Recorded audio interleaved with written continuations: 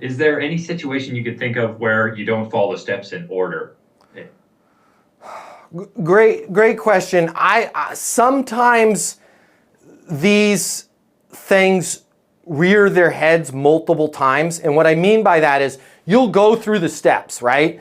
You'll believe that you have a solution, right? You'll get to, let's say you'll get to asking, step number 3, you get to them asking them for solutions. They come up with one. They're like, yo, we're good to go. You send them over the docs, you send them over the PO, you send them over the application, whatever it is. And then the deal falls apart. It's really weird. People will go back to that other thing that irritated them before. In those situations, you could, but you don't necessarily have to start from the beginning, right? Treat it as a complaint, agree with it, move forward, ask them for solutions, right? You can go back to, you know, all things being equal or any other point in that solution that you thought was a fit, right? You don't necessarily, I would always recommend starting from the beginning if it's the first time this has arrived on your plate or in front of you, because again, most of the time it's just a complaint.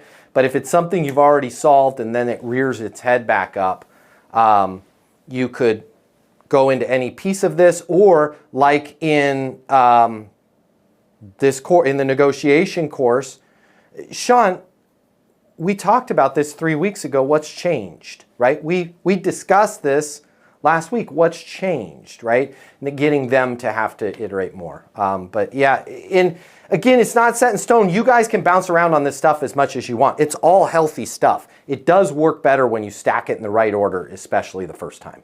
Hey, if you like this video, I'm going to get you closing more deals. I'm going to give you my closing mini masterclass, normally $300. Click the link here or in my bio. I will pick up all the costs for you.